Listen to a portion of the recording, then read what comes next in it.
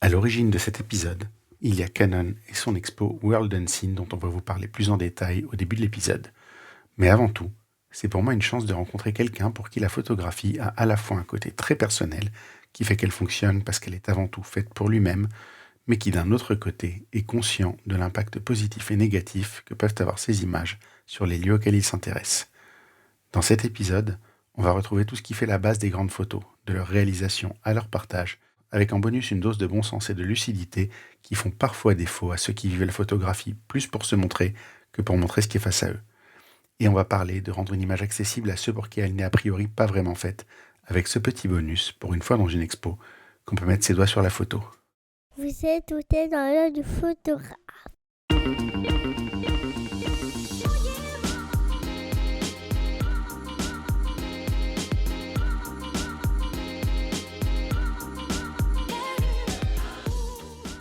Bienvenue dans ce podcast par un photographe sur un photographe pour les photographes. Je suis Julien Pasternak et aujourd'hui, je vous emmène dans l'œil de Stéphane Granzotto.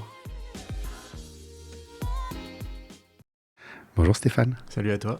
Merci d'avoir accepté l'invitation. Alors c'est une invitation qui a été à double sens parce que c'est Canon qui nous a présenté pour qu'on enregistre cet épisode dans le cadre d'une exposition qui va démarrer au moment où cet épisode est diffusé. Donc l'épisode sort le 14 novembre 2024 et du 14 au 19 novembre à la Grande Halle de la Villette, il y a une exposition qui s'appelle World Unseen.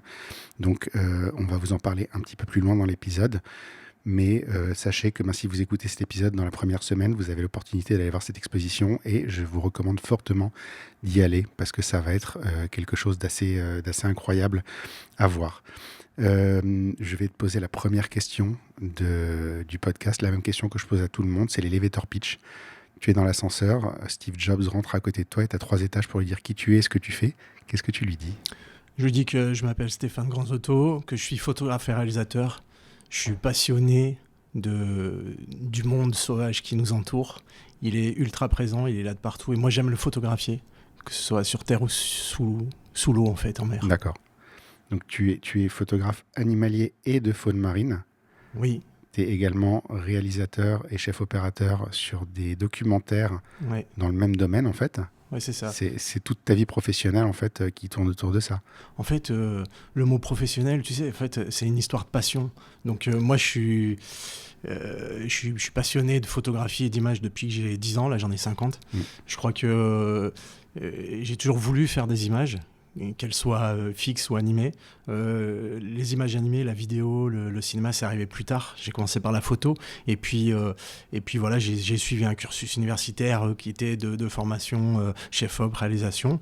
J'ai fait des films, je continue à en faire. Mais ma passion, c'est la photo. Donc, ces deux univers se mêlent.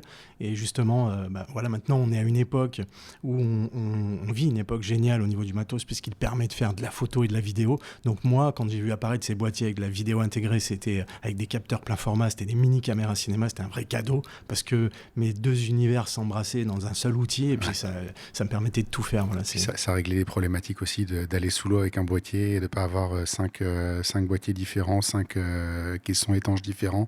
Ouais. Et puis de pouvoir faire plus de vues qu'une 36 poses, même si c'est magique ça, hein, et c'est superbe. Mais sous l'eau, c'est frustrant parce que en fait, t'as mis beaucoup de choses en œuvre pour les sous l'eau, du matériel, parfois des plongées un peu profondes où tu as de la décompression et puis tu n'as que 36 vues alors que tu vois plein de choses et puis tu ne maîtrises pas tout, donc tu essayes aussi, tu tentes et tu perds des vues alors que là le numérique évidemment c'est illimité, quasiment illimité, donc c'est le côté magique de ce qu'on vit et de ce qu'on a vécu. C'est vrai que c'est quelque chose que je n'avais pas envisagé. Toi tu as commencé en argentique. Et oui, voilà, oui. Donc effectivement c'est vrai que l'argentique a ce côté frustrant que tu n'as que 36 poses mais dont tu ne te rends pas compte quand tu es sur Terre. Parce que tu as 36 poses, mais tu as 10 péloges dans ton sac et tu peux changer facilement. Oui. Toi, tu pouvais pas changer, il fallait que tu remontes et limite que tu laisses tout sécher, quoi. Ouais, c'était quasi impossible, il fallait avoir 2 boîtiers, remonter sur le bateau, mais c'était très compliqué. D'ailleurs, à cette époque-là, j'ai fait très très peu de photos. En fait, comment dire, c'était une barrière pour moi. Je me dis, ça m'intéresse même pas parce que c'était tellement lourd. Déjà économiquement, il fallait plusieurs caissons, effectivement. Et puis, ça me tentait moins, en fait. Est-ce que tu aurais fait la même carrière si c'était resté de l'argentique ? Je pense pas. T'aurais laissé tomber ou t'aurais... C'est sûr. Non, je sais pas. peut-être que j'aurais... En tout cas, ce qui est sûr, c'est que je n'aurais pas fait les images que j'ai pu faire ces dernières années, parce que clairement, même si le gars est pas trop mauvais, c'est quand même le matos qui est exceptionnel et qui nous permet de faire des images qui n'étaient pas possibles avant, il y a quelques années de ça en fait. Ouais, on a passé un grand cap, mais c'est déjà depuis le 5D Mark III, je pense, c'est vraiment peut-être le Mark II même avant, mais le Mark III pour la moi, vidéo. pardon. Le Mark II, ça a été un tournant pour moi, parce que voilà, c'était ça, c'était capteur plein format, un signal vidéo qui était top, et puis voilà, c'était parti, quoi. C'est chouette. Aujourd'hui, tu joues avec quoi? J'ai vu une interview, mais j'arrive pas à déterminer de quand elle date, où tu parles du 1DX Mark III.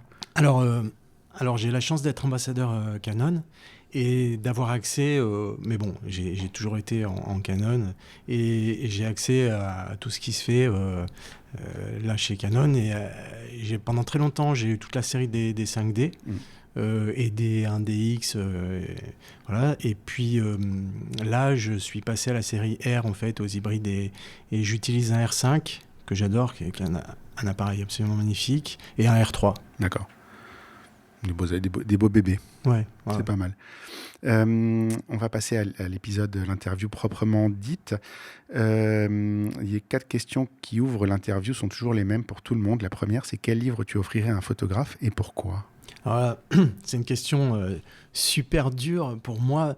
Enfin, répondre à ça, allez, je vais te dire, j'offrirais sûrement un livre... c'est bateau, hein, mais je vais dire Vincent Munier, parce que voilà, c'est un type dont le travail le regard est admirable. Il a propulsé la photo de nature, la photo animalière dans une nouvelle dimension.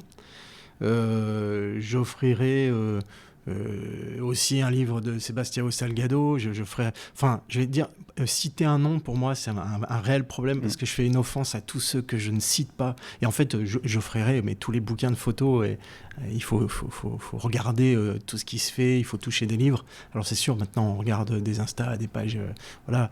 Mais un livre, c'est magique. Et pour moi, offrir un livre, c'est aussi magique, quoi. Instagram n'a rien à voir... du tout avec un livre. C'est incomparable. J'ai un nouveau tic, c'est pas un tic. Je suis devenu très réticent à montrer mon travail sur mon téléphone. Dernièrement, j'ai imprimé, j'en ai plus évidemment, mais j'ai imprimé des petits bouquins, tu sais, petits formats, qui sont pas plus grands qu'un écran de smartphone, mais c'est imprimé. Et ça, je les donne aux gens. Ça fait une petite carte de visite que tu peux laisser. Tu les imprimes 10 par 10 et tu les files aux gens. T'en donnes pas tant que ça en réalité. Non, mais là, tu touches de doigt un truc qui est super important pour moi. Et en fait, moi, j'imprime, je fais mes tirages photos, une partie de mes tirages photos jusqu'au A2, en fait. Hein. J'ai une imprimante Canon, une Pro 1000, c'est absolument génial de qualité. J'ai retrouvé là-dedans, si tu veux, une chaîne graphique, j'aime pas dire une chaîne graphique, mais une logique. Pour moi, une photo, une image, elle devient une photographie à partir du moment où elle est imprimée, en fait. Et moi, on disait tout à l'heure, j'ai commencé à l'époque de l'argentique, j'ai fait beaucoup de labos noir et blanc. Et j'adorais, en fait, faire mes tirages moi-même. Être dans le labo, sortir avec une feuille de papier sur laquelle il y a une photographie, quoi. Ouais. Et ça, maintenant, on peut le faire avec une imprimante chez soi. Et en fait, la démarche, elle est la même. C'est-à-dire que tu as le bonheur d'imprimer cette photo. Et une fois que tu as cette photo, tu fais la comparaison entre montrer une image sur Insta à quelqu'un et lui donner cette image, lui offrir. Mais ça n'a rien à voir. Enfin, c'est absolument magique, quoi. C'est totalement... pour me retrouver dans cette position régulièrement, parce que le podcast... à 120 épisodes, il y a quand même un petit peu de monde maintenant qui me connaît. Il y a des gens qui viennent me voir dans certains événements, qui me présentent leur travail. J'aime pas qu'on me sorte un téléphone. Et j'ai maintenant ce réflexe, j'ai encore ce réflexe de mettre la main à la poche quand on parle de photos et que j'ai envie de montrer mon boulot à quelqu'un, de mettre la main à la poche et je m'arrête. Net. Parce que, en fait, je trouve l'impression que moi, ça me fait quand on me le fait, c'est pas sérieux. Je sais pas si ça te parle comme ça, mais je trouve ça... j'ai pas envie de dire amateur parce que c'est pas le bon mot pour ça, mais je trouve que ça te met pas en valeur, en fait. Ouais, à la fois, je le fais, parce que des fois, on est avec des potes, Mais on se dit, tiens... Des potes, mais on est dans les bureaux de Canon aujourd'hui. Je sortirais pas mon téléphone pour montrer mon boulot à quelqu'un chez Canon, tu vois. À la fois, ça se fait, mais c'est délicat. D'une, parce que ça met pas assez ton travail en valeur, je trouve aussi. Oui. Et puis, ça le réduit quelque part. Mais à la fois, c'est les outils d'aujourd'hui. Donc, moi, je crache pas dessus. Au contraire, c'est génial. Mais c'est vrai que... Mais t'as le choix. T'as un choix énorme. Ouais, bien sûr. Ouais. Tu fais une imprimante, ça coûte pas si cher que ça aujourd'hui. Non, il y a des imprimantes de qualité. Là, on a bossé. Enfin, ils ont sorti une imprimante il y a quelques années, la petite sœur, si tu veux, de la Pro 1000. J'étais venu ici dans ces locaux. Là, on est avec un siège de Canon et avec les gens qui s'occupent de ça, on avait fait des essais, des démos. Mais c'est génial. Enfin, c'est un prix abordable. Le papier, les cartouches, ça devient abordable. Je travaille aussi avec, tu sais, les papiers Canson. J'ai la chance aussi d'être ambassadeur Canson Affinity. Enfin, c'est une boîte française qui fabrique du papier en France depuis 1550.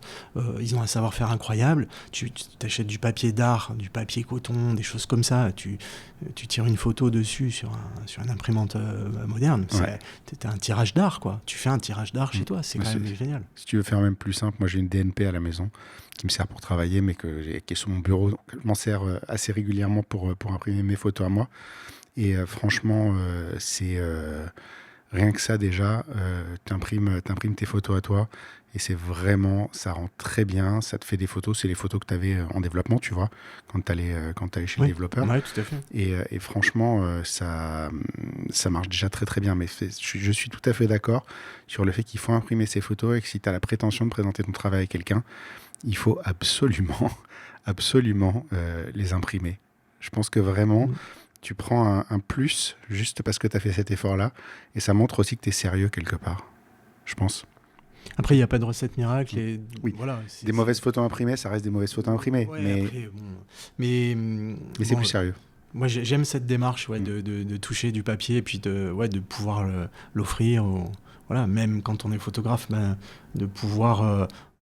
vivre de sa passion à travers la vente de tirages d'art et qu'on travaille là avec des tireurs professionnels dont c'est le métier et l'art finalement.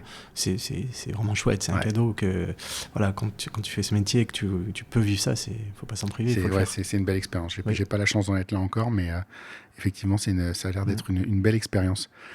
Si je te demande, c'est quoi être créatif ? Pour moi, être créatif, c'est simplement c'est essayer. Je vais ramener ça à la photo. C'est essayer de mettre son grain de sable. C'est-à-dire que voilà, on voit une situation et puis on se l'approprie et puis on essaye tout simplement de. C'est une question de perception et de transmission en fait. Comment on perçoit quelque chose et puis on va l'interpréter en déclenchant, en cadrant. À partir du moment où on interprète et qu'on met un peu de soi, pour moi on a été créatif. Et ça se mesure pas. Enfin, il n'y a pas de, comment dire. Je parlais de Vincent tout à l'heure qui à mon sens est génial. On peut pas.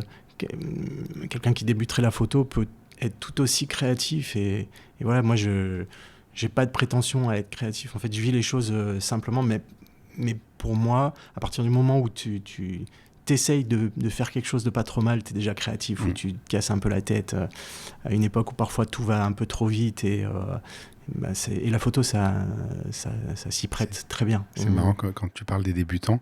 Souvent, quand tu es débutant, tu fais des trucs mieux parce que justement, tu n'as aucune limite. En fait. Tu sais pas... Tu te mets pas trop de barrières, tu fais les choses comme tu les sens. Tiens, je vais essayer ça. Et puis, tu essayes. En fait, quand tu as un peu de bouteille, il y a des choses que tu fais plus et des fois, c'est ces petits accidents-là qui te manquent finalement. C'est marrant parce que le terme accident, moi, parmi les photos que j'ai faites, et je suis pas un grand fan de tu vois, j'ai pas le culte de ma personne, mais certaines photos, je les aime bien et elles sont liées à des accidents de prise de vue. Voilà. Et je les aime bien pour ça en fait, parce qu'elles sont pas comme les autres, elles sortent. C'est un petit peu les vilains petits canards de ma série, quoi. Mais c'est ceux que tu as envie d'aimer d'autant plus que justement, c'est les vilains petits canards. Ouais. C'est tout con, ça peut être je travaille en manuel sous l'eau, avoir bougé sur mon caisson la molette des vitesses et me retrouver en pause super lente, et puis continuer à déclencher. Et ça m'est arrivé juste là. Et m'apercevoir de ça, et sous l'eau, et de me dire ah merde, il faut vite que je remette mes presets. Et puis me dire ah non, en fait, non, voilà, puis tenter des trucs, tu vois. Ouais. Et voilà, revenir peut-être un petit peu en arrière avec moins d'assurance, tenter des choses, mais à la fois en toute humilité, parce que moi je me considère pas, enfin tu vois, je suis un mec comme tout le monde, enfin j'ai beaucoup de chance de vivre de ce que je fais et puis d'être là, mais ouais, c'est ça. Enfin pour moi être créatif, c'est ça, c'est aussi être un gosse en fait. D'accord, ça c'est une très belle réponse. Qu'est-ce qui te fait déclencher ? Je pense que c'est là aussi, hein, sans prétention, mais l'instinct. Tu vois, je pense que c'est instinctif. Mais que ce soit en street photographie ou en photo animalière, je pense qu'il se passe, à un moment donné, on sent que c'est le moment, on déclenche, parce que les choses nous semblent bien alignées, enfin les planètes sont bien alignées, mais c'est plus de l'instinct. Moi, voilà.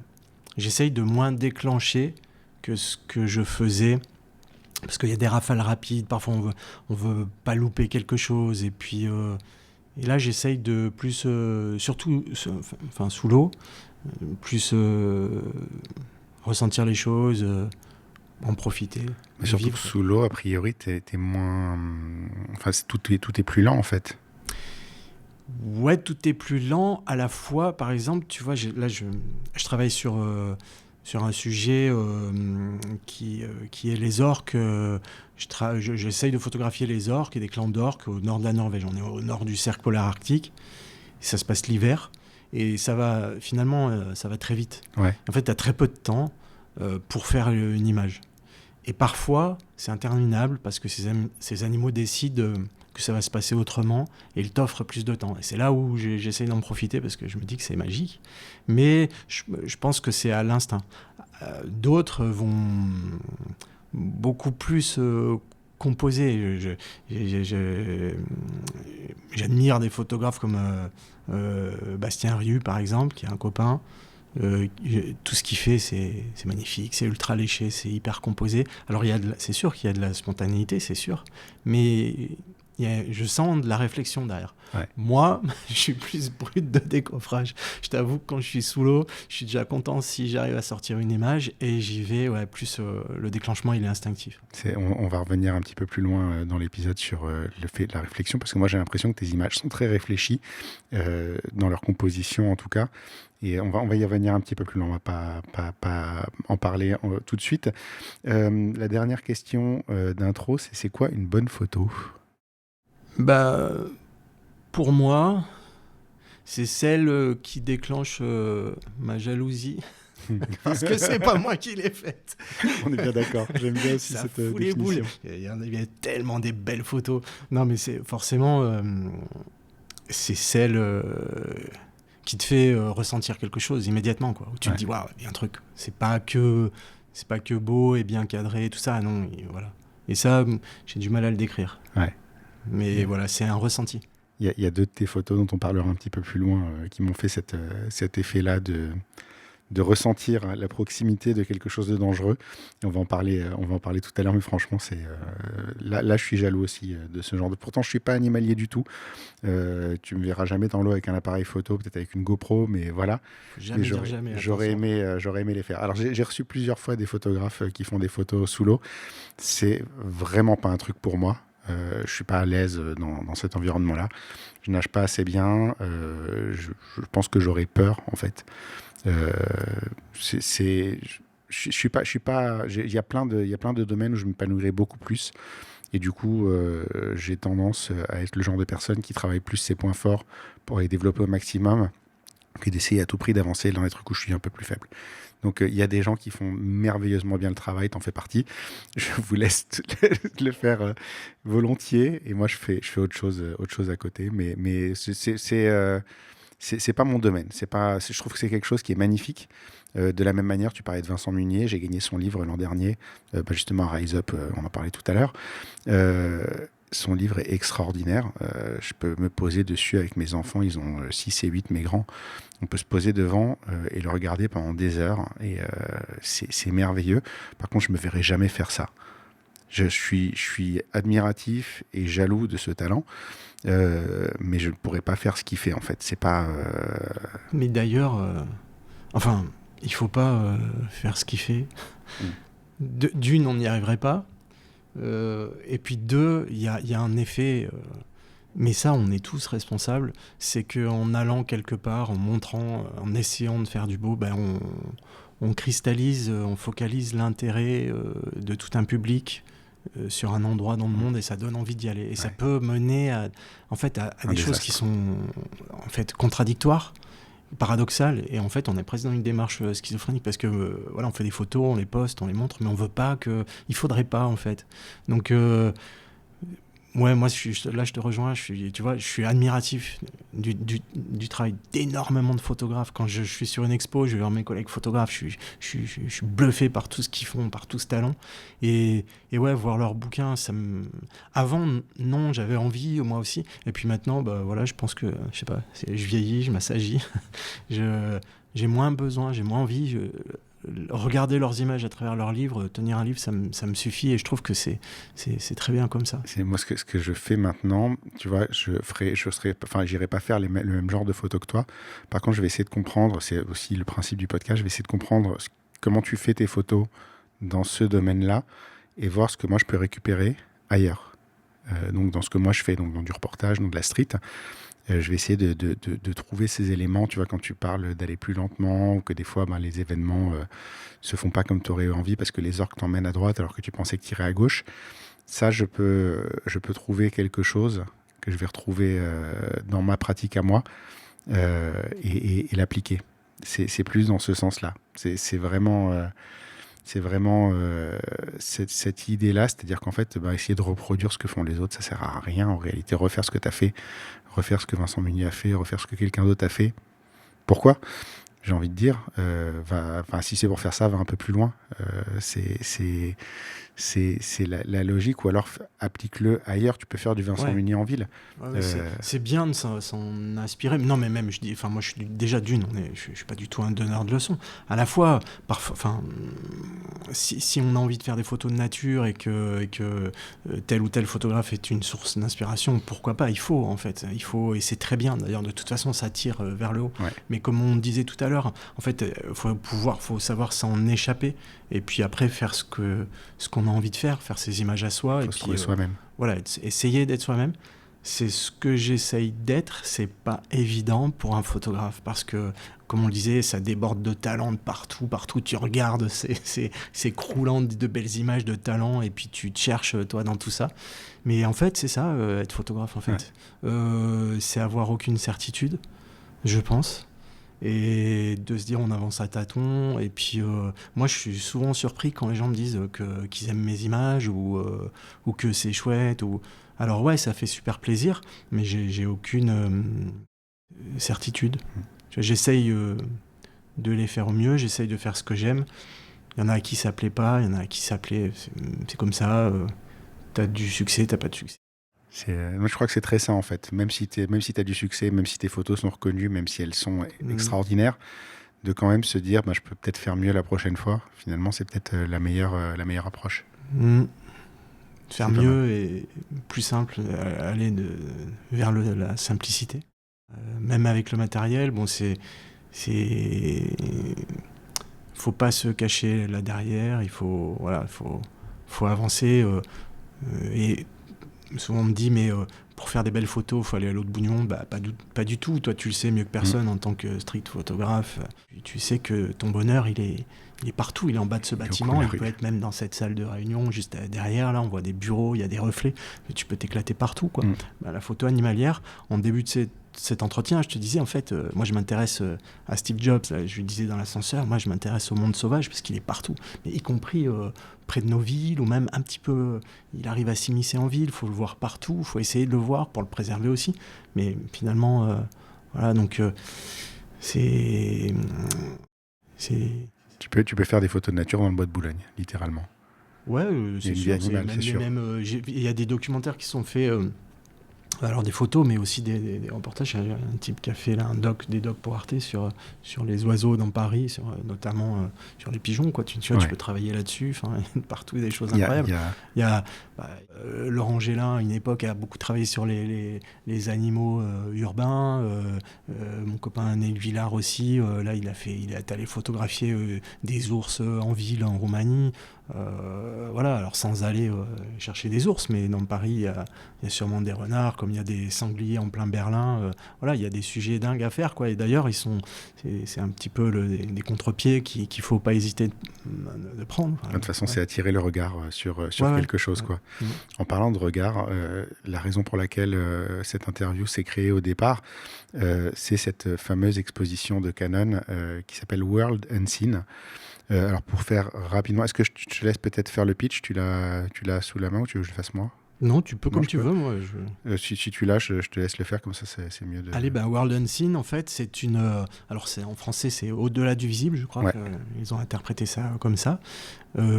C'est une expo qui est géniale. Donc là, il faut vraiment aller la voir. C'est à partir du 14 novembre jusqu'au 19 novembre à la Grande Halle de la Villette. C'est en entrée libre, donc une raison supplémentaire pour ne pas manquer ça. Et ce sont 12 photographies de 12 photographes ambassadeurs de Canon qui sont exposées. Et elles ne sont pas exposées n'importe comment, ces images. Elles sont exposées et imprimées de façon à ce qu'un public malvoyant et non-voyant puisse les ressentir. Donc c'est absolument magique, puisqu'on donne accès à un public auquel la photographie est habituellement complètement fermée. En fait, ce sont les malvoyants et non-voyants. Donc en fait, ces photos, elles sont imprimées on appelle ça en élévation, donc avec des imprimantes Canon. C'est un procédé très spécial. Et en fait, c'est du relief. Donc les personnes non-voyantes, malvoyantes peuvent toucher et ressentir l'image. Donc c'est absolument magique. Mais ces photos, la photo qui est imprimée en relief, parce que c'est un rendu très particulier, elle est aussi imprimée de façon traditionnelle, avec un texte qui l'accompagne, explicatif, une biographie de chaque photographe. Bien sûr, tout ça est transcrit en braille. Il y a aussi un audio guide, donc c'est destiné à tout le monde. Et puis, cette même photo, elle est déclinée sous une troisième version. Cette photo, on va dire, elle est altérée, en fait, et en fonction d'une maladie qui altère la vue, et chaque maladie est expliquée, en fait. Donc on voit la photo telle que une personne qui aurait cette pathologie la verrait, la percevrait. Donc c'est une expo inédite qui en fait fait le tour de l'Europe, hein. Elle passe à Paris, c'est une grande étape. C'est une expo qui a été mise sur pied et imaginée par Canon. Et du coup, elle est destinée aux deux publics, en fait. Pas seulement les malvoyants, non-voyants, mais aussi les voyants, puisqu'en fait, ça va dans les deux sens, en fait. C'est fait pour. Donc on espère qu'un public nombreux va venir.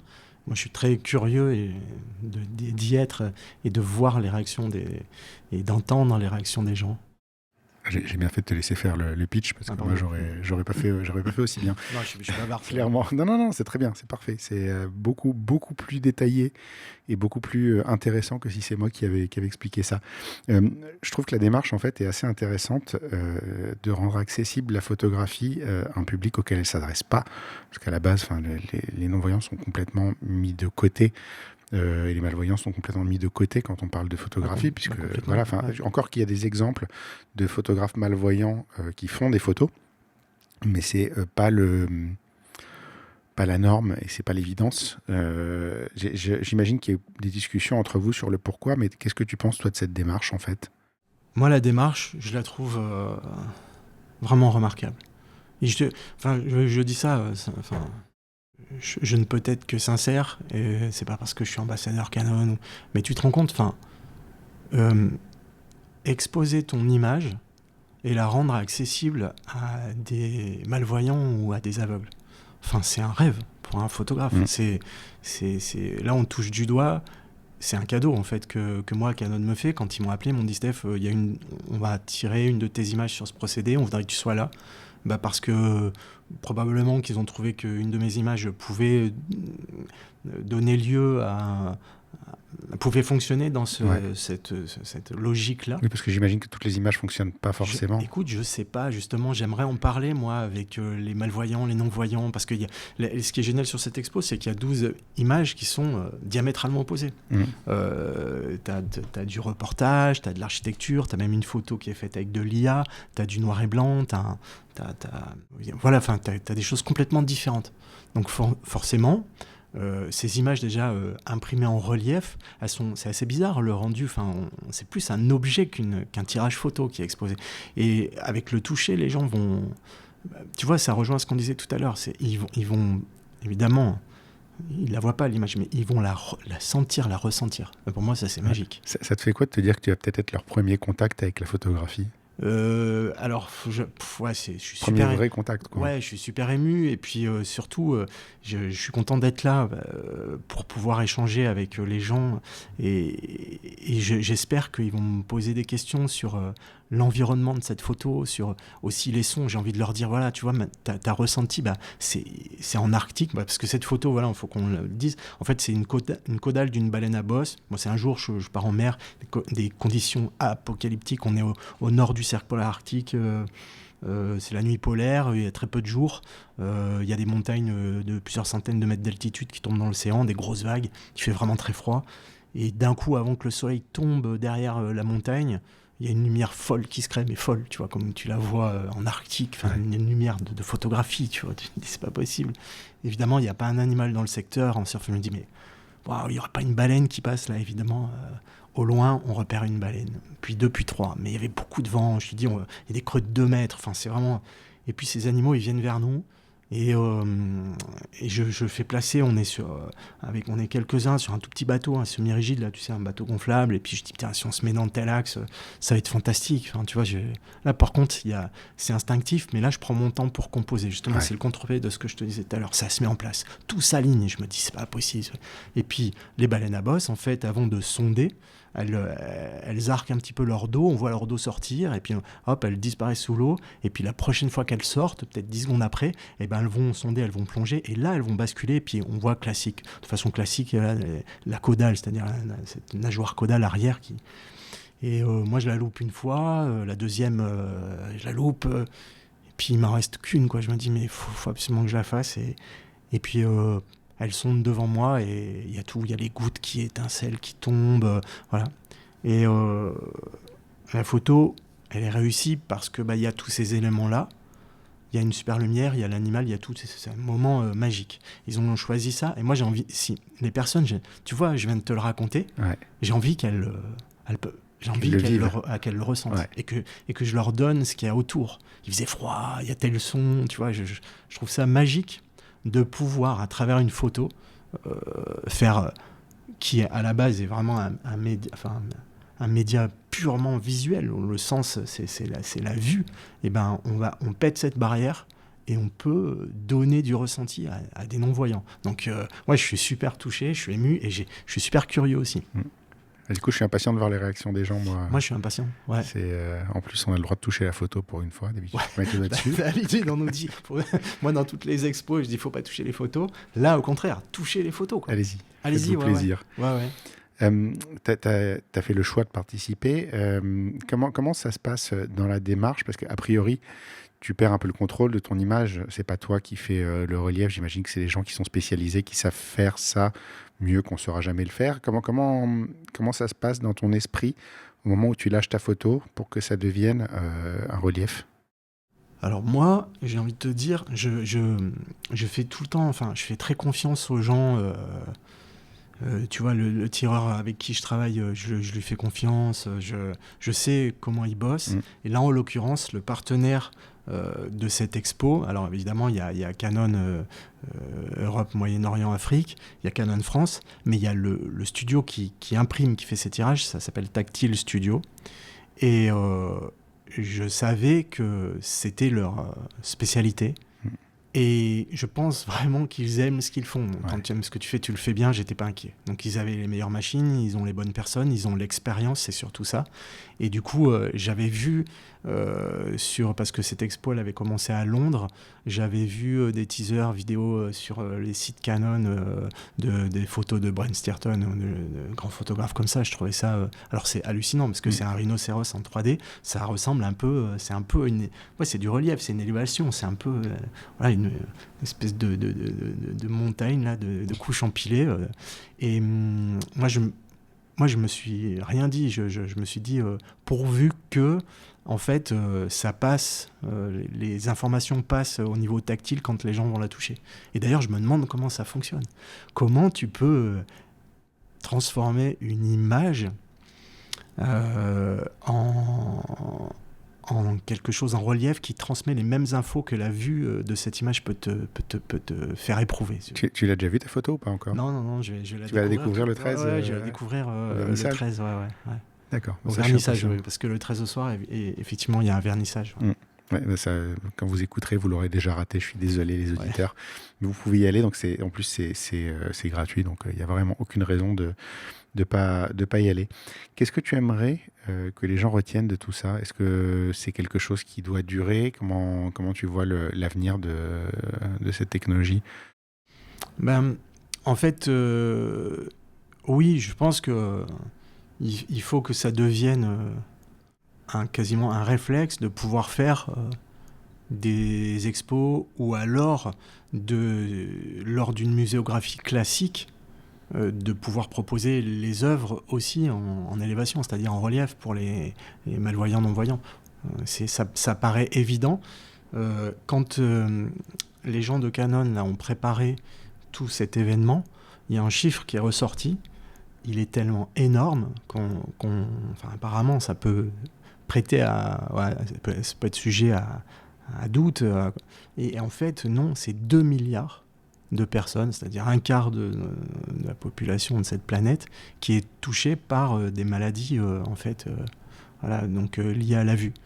Donc, bien sûr, ça va des porteurs de lunettes comme nous on est à des maladies, pathologies beaucoup plus graves. Et puis, donc, c'est très, très important. Donc, on ne peut pas passer à côté de tout ce public. Et puis, c'est magique d'ouvrir la photographie sur une dimension nouvelle. Voilà. Alors qu'on sait le faire. Ça paraît évident, en fait.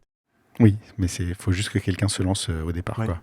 C'est ce premier pas qui est toujours le plus difficile à faire. Le deuxième grand axe de l'interview, c'était justement ton côté photographe animalier et de faune marine.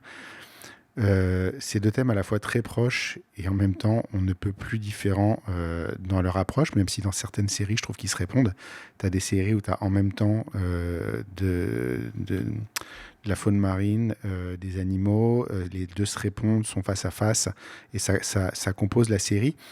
Est-ce que finalement cette dualité, je pense que ça peut me permettre de déduire que c'est plus le message qui te pousse que la photographie en elle-même, que le thème en lui-même? Tu sais, ça, franchement, j'ai du mal à le dire, en fait. Parce que, comme je te le disais, parfois, et je dois le dire, la photo, c'est très égoïste. Je le fais parce que j'aime ça, en fait. Ouais. Et j'ai pas honte de le dire. J'aime ça. Et de dire, ouais, j'ai voulu dire ça... parfois, non, il n'y a pas d'intention, en fait. Je fais juste la photo parce que j'ai envie de la faire, tu vois, je suis bien là, j'ai envie. Et puis, petit à petit, se construit une série qui peut faire sens. Et parfois, à l'inverse, ça m'est arrivé, et c'était un grand bonheur pour moi, de travailler sur un sujet en voulant vraiment... transmettre et ou lui donner un sens dès le début et participer en plus avec la photo, par exemple, à une mission scientifique. Ça, c'est arrivé sur les cachalots. Ouais. Je travaillais pendant plusieurs années sur les cachalots. J'ai eu la chance de faire partie d'une équipe scientifique avec mon ami François Sarano, qui est océanographe, et toute l'équipe de Longitude 181. Et c'était un travail, c'était des premières mondiales sur cette espèce-là qui était méconnue, qui est absolument fantastique. Et mon rôle, il était, en tant que photographe, pas simplement prendre des photos, les plus belles soient-elles, mais aussi, la photo, elle servait à la mission scientifique, c'est-à-dire qu'on pouvait faire de la photo-identification. Tu vois, je servais à quelque chose. Pour une fois, moi, le photographe, j'étais pas... Ça n'était pas que de l'art et ça n'était pas que... Ouais, ou un sujet presse ou purement informatif. C'était construit dans la durée. Ça pouvait amener à des découvertes ou des conclusions par les scientifiques à partir en partie de mes photos. Et à la fois, moi... je pouvais m'appuyer sur tout ça pour essayer de faire sens à travers une série cohérente ou un livre. Donc ça, c'est le pur cadeau. Quand ça t'arrive et que t'es photographe, c'est chouette. Mais c'est marrant parce que en fait, tu as démarré en étant certain que tu aurais un sens et que tu ferais avancer les choses. Sur les cachalots, les premières photos, non. J'étais même inconscient de ce qui se passait devant mon objectif. Et puis c'est François Sarano qui a dit avec mes photos, avec les vidéos d'autres personnes, parce que voilà, on allait plonger au large de l'île Maurice. Tiens, d'ailleurs, on peut en parler de ça, sur un clan de cachalots, mais on n'avait pas conscience de ça. On pensait voir des cachalots sur un secteur où on en voyait souvent. En fait, François, en voyant les images et les vidéos qu'on faisait, a reconnu tout de suite, parce que les animaux sont des individus, ils ont des cicatrices personnelles, une nageoire un peu déformée, parfois une mâchoire tordue. Et il a recoupé les photos, il s'est dit, mais vous n'êtes pas avec des cachalots, vous êtes avec les cachalots, vous êtes face toujours aux mêmes individus. Ouais. Et là, il a compris le premier, il a dit, oh, bon sang, mais on est devant quelque chose d'incroyable. On a peut-être découvert la tribu qui peut nous permettre de mieux comprendre, l'espèce. Donc toute une espèce à travers un clan. Donc t'es au bon endroit, au bon moment, et ça c'est absolument génial. Et après, parfois,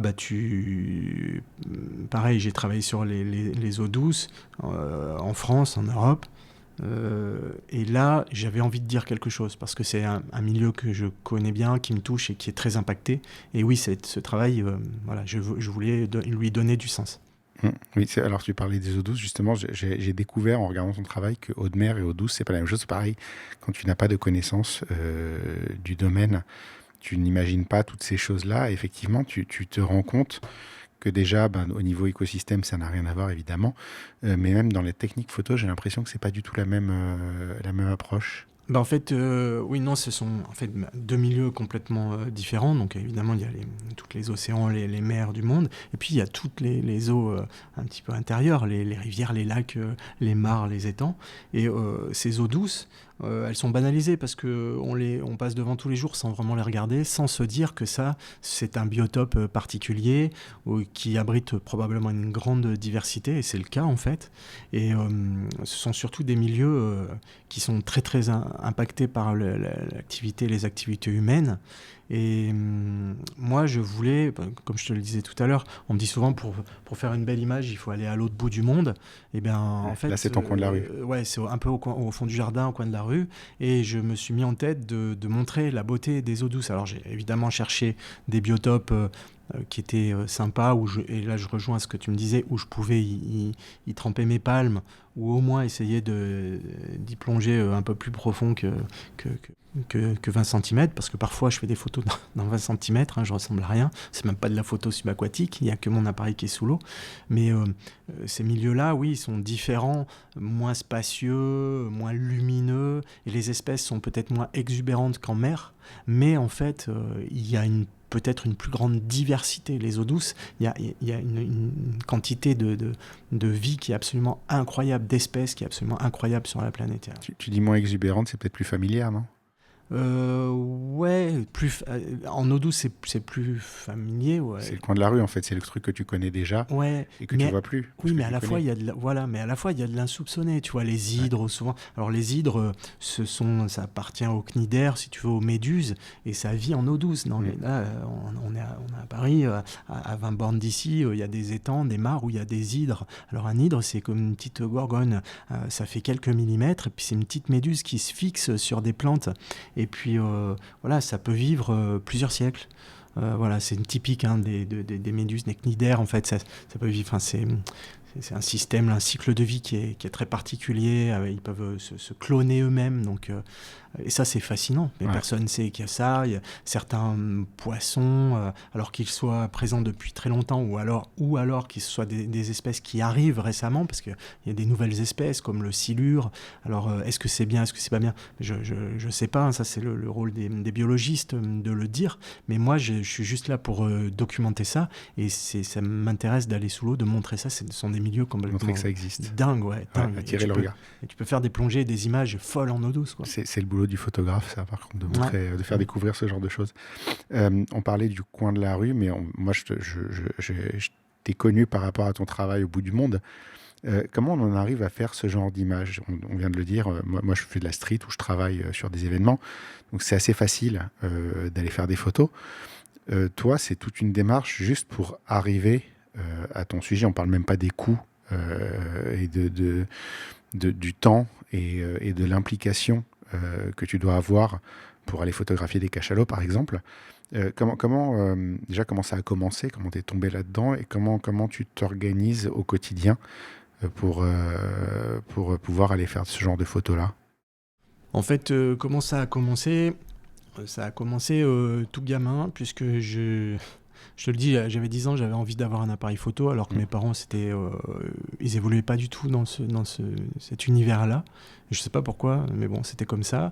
Mais par contre, la chance que j'avais, c'est que dans notre jardin, on habitait à la campagne, il y avait un ruisseau qui passait. Donc moi, si tu veux, ce ruisseau, il a attisé ma curiosité et ma passion pendant des années. Et quand j'étais gamin, je me demandais ce qui se passait sous l'eau, tu vois. Donc bien des années après, j'ai commencé à plonger. Et puis après, ces deux passions, la photo et la plongée, se sont rencontrées. Et je me suis dit, bah là, je peux faire des photos sous l'eau. Et après, je n'imaginais même plus aller sous l'eau, plonger sans un appareil photo. Et évidemment, les premières choses que tu fais quand tu es photographe et plongeur, tu as envie de voyager et tu te dis je voudrais faire des choses qui font rêver tout le monde, les baleines, les choses comme ça, ou alors la macro sur le corail, tout ça. C'est fantastique, j'ai fait ça.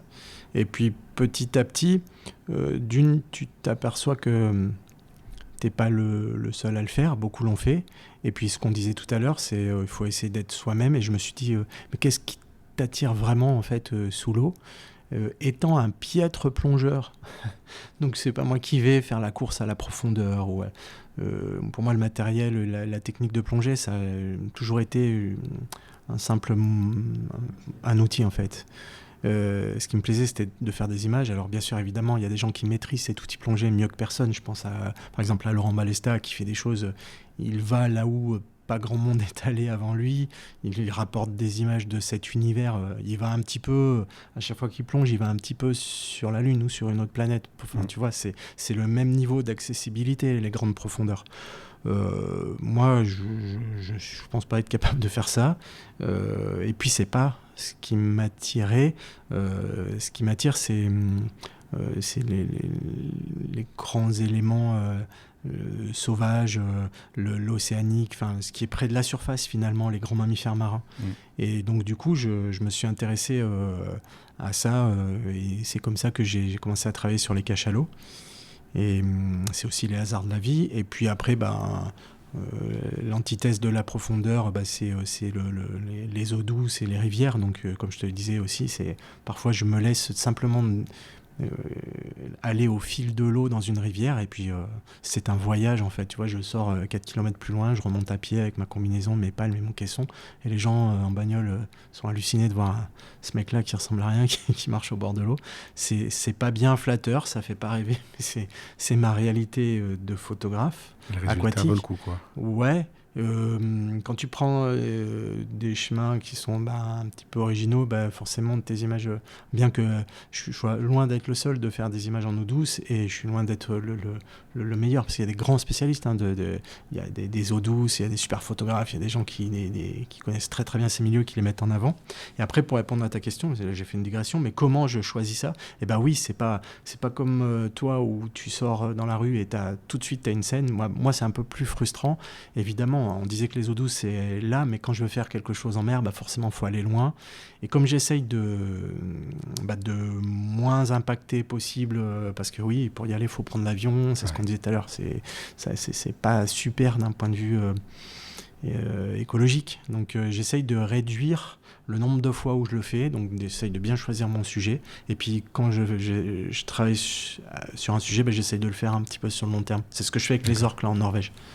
Voilà, donc je choisis une espèce et je me dis allez, je tente ça. En ce moment, il y en a d'autres qui me plaisent, mais voilà, je fais pas que ça. Tu sais, je fais des images en montagne, je fais des images tu fais beaucoup de choses. J'ai été très surpris quand on a commencé à discuter, justement. Tu me disais que tu faisais aussi de la street photographie, ce qui est très logique par rapport à ton travail sur les cachalots, par exemple, parce qu'on y retrouve une des composantes de la street photographie qui est de documenter une société. Ouais. Quelque part, les cachalots, c'est une société. Tu ne savais pas forcément au démarrage du projet, mais finalement, c'est ce que tes photos ont fait ressortir. C'est leur vie de groupe, leur vie de société. Et je trouve ça fou, en fait, de retrouver, quand je dis tout le temps, tu prends quelque chose d'une autre spécialité, tu l'appliques à la tienne, littéralement, c'est ça qui s'est passé, en fait. Ouais, sur les cachalots, comme tu viens de l'évoquer, au départ, j'en ai pas conscience. C'est François Sarano qui éclaire la lumière sur ce sujet et qui nous dit non, mais c'est toujours les mêmes, on est face à un clan. Qu'est-ce que c'est un clan de cachalots déjà ? En fait, c'est les éléphants des mers, en fait, si tu veux. Enfin, c'est le pendant marin de cet animal terrestre et majestueux qui est l'éléphant. C'est-à-dire une société guidée et organisée autour de femelles adultes, qui est guidée par une matriarche. Voilà. Et ce sont des animaux ultra intelligents qui vivent très longtemps et qui ont une vraie intelligence individuelle, mais de groupe, en fait. Donc une société très évoluée avec un langage, puisque le cachalot émet des sons, les sons les plus puissants du règne animal, des sons qu'on entend mais qu'on ressent. Tu vois, on rejoint un petit peu ce qu'on disait tout à l'heure sur World Unseen. Là, on ressent ces sons tellement ils sont puissants. C'est la prochaine dimension qu'on ajoute à World Unseen. Ouais. Il y a du sonore, il y a de l'audio-description, donc normalement ça devrait super bien fonctionner. Mais là, donc du coup, on est face à une société, puis et puis tu sens que tu es un des premiers. Ouais. Ça, en fait, on ne le savait pas quand tu as commencé. C'est vraiment ce que vous avez mis à jour. Moi, voilà, un jour, François m'a dit donne-moi, tu as beaucoup de photos, donne-moi toutes tes photos. Et il nous dit voilà, là, je vais recouper toutes vos photos et faire des fiches. On va faire des fiches d'identification. Et on est face à un clan, une famille. Et là, tu te dis waouh, t'as gagné au loto. T'as contribué à une découverte majeure, en fait. Ouais, non, mais modestement, à mon modeste niveau, non, mais surtout pas. Moi, sans tes photos, personne ne se rend compte de ça. Non, mais il n'y a pas que moi. Il y avait beaucoup de gens qui venaient avec des GoPro, avec des appareils photo, et tout le monde a contribué. Donc, je suis un très, très modeste, en fait, contributeur à ce programme. Mais oui, certes, tu te dis, voilà, les photos, elles servent à quelque chose. Mais à partir du moment où, moi, dans l'équipe, je leur ai dit, voilà, j'aimerais bien en faire un livre. Et puis, pourquoi pas en faire un documentaire ? Mais c'est ce qu'on a fait avec François. On a fait un documentaire pour Arte qui s'appelle Le Clan des Cachalots. Et du coup, là, tu bascules. C'est un peu un rêve de photographe et de vidéaste parce que non seulement t'es face à ces animaux qui sont majestueux, t'es accepté en plus par eux dans le clan, tu vis des moments de plongée et de rencontres hyper forts. Et puis, t'es, en tant que photographe et cinéaste, t'es face à quelque chose qui s'est jamais fait. Donc, t'as un peu les pétoches de pas réussir à faire les images, mais ces animaux, ils donnent tellement que c'est pas compliqué parce qu'ils sont super curieux, ils viennent au contact et tout ça. Et tout à l'heure, je te disais que le côté pernicieux, parfois, des réseaux, de tout ça, c'est d'attirer à cet endroit, de cristalliser sur cet endroit beaucoup de monde, et c'est ce qui se passe là à l'île Maurice. D'accord. C'est-à-dire qu'il n'y a pas un jour où j'ouvre Insta et je vois pas une vidéo de quelqu'un qui fait un selfie avec des cachalots et tout ça. Et tu vas me dire, toi, t'en es responsable, t'as fait un bouquin là-dessus, t'as fait des expos. Oui, mais on a toujours bien dit qu'on avait toutes les autorisations gouvernementales nécessaires et qu'on le faisait sous certaines conditions, avec certaines règles, et c'est plus très le cas apparemment, d'après ce que j'ai compris à l'heure actuelle. Et ça pose problème, puisque les scientifiques et François et toute son équipe, Longitude 180, ils ont vu que le clan de Cachalot a explosé, il a été scindé, les animaux sont embêtés toute la journée. Voilà. Donc j'ai aussi ma part de responsabilité dans quelque chose qui n'est pas chouette. Ouais, Donc, mais après, c'est un peu le monde, c'est pas tellement... J'ai envie de dire, c'est pas tellement toi, c'est le monde qui est comme ça. J'ai un souvenir de vacances à Lisbonne que je trouvais abominable, parce que on était des touristes parmi des milliers de touristes. Pareil, j'ai fait partie aussi du problème, autant que voilà. Mais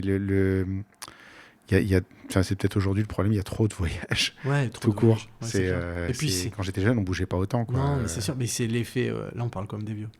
on est des vieux. On est vieux. Et non, mais c'est aussi, je pense, c'est l'effet Insta. Ça attire. Oui, c'est qu'en plus, c'est pas que tu pars en vacances, c'est qu'il faut que tu montres que tu es parti en vacances. Oui, voilà, c'est ça. En fait, il y a des gens qui montrent leur vie, même leur vie perso, quoi, tout le temps. Mais du coup, pas grand intérêt, en fait. C'est que si on. Surtout si tu as la même vie que tout le monde. Donc, ouais, c'est ce qu'on disait tout à l'heure. En fait, là où on gagne à tous les niveaux, c'est de faire différemment. Puis il faut être soi-même. Et puis, c'est pas grave si on fait pas comme les autres. Au contraire, il faut pas faire comme les autres, quoi. Mais bon, là, je sais pas. J'enfonce des portes ouvertes. C'est nul ce que je dis, mais. Non, mais c'est vrai. C'est pas parce que ça a déjà été dit et redit que c'est pas vrai. En fait, ça change rien. C'est que la réalité, c'est qu'effectivement, il faut essayer d'être un petit peu soi-même et de pas reproduire à tout prix ce que les autres ont fait. À la fois, tu vas me dire ça, et moi, là, j'encadre. Parfois, je le fais 1 à 2 fois par an. Et je l'assume. J'accompagne quelques photographes, alors des très petits groupes, tu vois, 5-6 personnes, et je le fais très très peu, et je les emmène faire des photos. Est-ce qu'il ne vaut pas mieux leur montrer comment faire les choses correctement ? Je sais pas, peut-être, sûrement. Après, on se trouve toujours des excuses. En tout cas, là, en l'occurrence, tu vois, je vais au Kenya. C'est des choses, tu vas me dire, mais aucun intérêt, ça a été fait 12 millions de fois. Ben, quelque part, si, parce que c'est... bon. Le mieux, c'est de pas le faire, mais si on le fait pour les bonnes raisons et qu'on ne multiplie pas ça à longueur d'année, voilà, on peut peut-être se le permettre. Évidemment, comme on le disait, ça serait mieux de pas le faire, mais tu vois, c'est pour ça que je me permets pas de donner de leçons, parce que moi-même, oui, je prends quand même des avions, je vais faire des images. Voilà. Donc, on est tous dans cette situation-là. Mais si tu veux, il y a très peu, il y a quelques années, c'est pas un son qui bruissait parmi les photographes. Et là, c'est plus un son, c'est une vraie réflexion, c'est un vrai questionnement. Il y a plein de gens qui se disent mon Dieu, mais qu'est-ce qu'on fout, qu'est-ce qu'on fait là? Oui, en fait, tu démarres pour protéger, pour montrer aux gens que ça existe et qu'il faut y faire attention. Et à l'arrivée, ton travail, il l'a bien montré, il a tellement bien montré aux gens qu'ils y vont tous, quoi. Ça peut être. C'est pour ça que moi, j'ai jamais vraiment dit. Moi, je montre, c'est pour protéger. Voilà, je suis le type au-dessus de tout, au-dessus de la mêlée, qui fait les choses qu'il faut pas faire, mais c'est pour protéger, pour vous montrer ce qui est beau. Moi, je le dis, je le fais parce que j'aime ça. C'est égoïste et je veux pas changer. Tout le grand art est égoïste. J'ai rencontré Harry Gruyère il y a pas longtemps sur une signature de livre, et c'est le premier truc qu'il m'a dit. Tout ce que j'ai fait, c'est égoïste. Ah, c'est de l'égoïsme. C'est comme ça, le podcast, il existe par égoïsme. C'est moi qui veux poser des questions à des gens à qui j'aurais pas accès autrement. Toutes les bonnes choses sont égoïstes, en fait, au départ. Et après, tu les partages. Il se trouve que ça plaît aux autres. Mais puis si tu fais pas les choses comme ça pour toi, je veux dire, pourquoi tu les fais, quoi. Mais après... C'est précisément, d'ailleurs, le problème. C'est que les gens le font pas pour eux, ceux qui reproduisent tout. C'est ça, ils le font parce qu'il faut le faire. C'est pour ça que je disais que si tu le fais pour des raisons qui te paraissent valables, c'est-à-dire que si tu t'es questionné, si tu le fais vraiment pour toi, parce que ça a un sens en fait, et ben oui, tu peux très bien, et je conseille d'aller voir les bonnes personnes au Masai Mara et de se poser les bonnes questions et d'essayer de contribuer comme on peut à la préservation, parce que je pense, et j'ai posé la question là-bas, s'il n'y avait pas la réserve naturelle à cet endroit, ça fait bien longtemps qu'il n'y aurait plus d'animaux. Ouais. Voilà. Donc évidemment, c'est des safaris en 4x4, un 4x4 ça pollue, voilà. Tout ça, on pourrait sûrement l'améliorer, on pourrait le changer. Bon, les choses, j'aimerais pouvoir changer le monde comme ça d'un claquement de doigts, c'est pas possible, mais on voit apparaître là des gens qui mettent en avant des micro-aventures, je sais pas si c'est... Ouais. Enfin, tu vois, qui disent tout à fait. pas la peine... Moi, j'habite près des Alpes et j'adore les montagnes. Voilà, on va dans telle vallée dans les Alpes, alors faudrait pas que ça fasse des boulets non plus, tu vois, que ça fasse... Mais l'idée, elle est géniale, ouais. C'est pas la peine d'aller à l'autre bout du monde, et c'est comme les photos d'eau douce, c'est pas la peine d'aller à l'autre bout du monde, il faut essayer de... Et puis, de temps en temps, voilà, si on veut vraiment... avoir cette démarche... compulsif d'être le traveler, là, le voyageur infatigable, compulsif pour faire des images. À l'heure actuelle, je pense que c'est un non-sens. Et les gens qui font ça, je pense qu'il y a un manque de réflexion. C'est surtout qu'il faut vraiment réfléchir à ce qu'on peut faire à côté de chez soi, effectivement, parce qu'il y a beaucoup de choses. J'ai un ami qui s'appelle Sébastien de Danieli, qui est un naturaliste, et allez voir son Insta, ses photos. Un type qui vit un petit peu au-dessus de Grenoble, dans un massif très sauvage qui s'appelle le Beldon, et il y fait des choses incroyables. Enfin, Seb, il bosse à 20 minutes de chez lui au plus loin, quoi. Et j'ai fait avec lui, enfin, je n'ai fait que le suivre quelques jours pour le filmer, et il a poser des pièges, il suit des loups. Là, il vient de capter des scènes incroyables sur du loup, mais il connaît extrêmement bien les secrets de cette forêt de montagne qui est magique, quoi. C'est une forêt qui remonte certaines espèces, c'est des reliques de l'époque glaciaire. Enfin, c'est magique. Enfin, je veux dire, moi, j'admire ce que fait ce mec, quoi. Ouais. Voilà. C'est au coin de la rue. Ouais. C'est surtout pas... Voilà, quelqu'un qui fait des posts compulsifs sur des réseaux sociaux. Voilà, il y a cette sagesse, cette humilité. Après, c'est un mec de montagne et c'est un montagnard, donc voilà, il est parfois secret. Mais il me fait le bonheur de me montrer plein de choses et j'apprends plein de trucs. Mais ça a du sens pour moi. Si tu commences à regarder autour de toi, pendant le Covid, il y avait ce truc, alors je sais plus si c'était, je crois pas que c'était spécifiquement parisien, ça devait être un peu pour toute la France, mais à Paris par exemple, c'était, tu avais droit à 1 heure dans un rayon d'1 kilomètre autour de chez toi. Et il y a plein de gens qui ont redécouvert en fait leur quartier comme ça, tous les gens qui allaient courir, tous les gens qui allaient faire des photos. Moi, j'ai redécouvert mon quartier comme ça aussi. J'avais droit à 1 heure, 1 kilomètre autour de chez moi et je me mettais 36 poses. Donc tu vois, c'était pas non plus un truc. Ça m'a fait une série qui s'appelait 1H1K, 1 heure, 1 kilomètre. Génial. Et c'est comme ça que j'ai redécouvert mon environnement. Bravo. Et c'est ça qu'il faut des fois faire au lieu de se lancer dans des trucs pas possibles. Ouais. Enfin, je veux dire, je peux aussi me barrer au bout du monde pour aller faire des photos. Mais finalement, j'ai tout ce qu'il faut en bas de chez moi. Ouais. C'est ça qui est fou. On avait une troisième partie qui est quelque chose que toi tu fais très très bien, qui est les lignes et la géométrie et la répartition des masses dans l'image. C'est un petit peu la base de la photographie et c'est un petit peu ce qui fait la différence entre une bonne photo et une grande photo. Quand les gens se demandent pourquoi la photo d'un tel est mieux que leur photo à eux, souvent ça se résume à ça. Et le problème des lignes et des masses dans la photo, c'est que c'est un peu le premier truc qui passe par la fenêtre quand on se met à regarder de près la production photo actuelle. C'est-à-dire que plus tu deviens natural light photographeur ou analogue photographeur qui shoot au Leica M6 avec des pellicules, on en a parlé il n'y a pas longtemps dans un épisode de podcast, plus tu te découvres des spécialités à la con comme ça, et moins tu t'intéresses au cœur de ce qui fait vraiment une belle image. Qui est ça en fait, qui est les lignes et qui est comment le regard se déplace, la répartition des masses et la géométrie dans ton image. Toi, tu as ce talent vraiment de toujours bien répartir les masses de ton image, de toujours bien placer la ligne d'horizon, ce qui n'est pas évident en fait, parce que je ne sais pas si tout le monde y a déjà réfléchi. Moi, j'y réfléchis énormément en ce moment parce que je trouve que c'est un défaut de mes images fréquemment. Et tu arrives à ne pas avoir un élément qui va déséquilibrer tout le reste de ton image, et j'aimerais vraiment comprendre ta réflexion au moment de déclencher et comment tu parviens à équilibrer tout ça comme ça. Eh ben moi c'est simple, j'applique le théorème de Pythagore et la loi de Henry. Non mais j'étais nul en maths alors.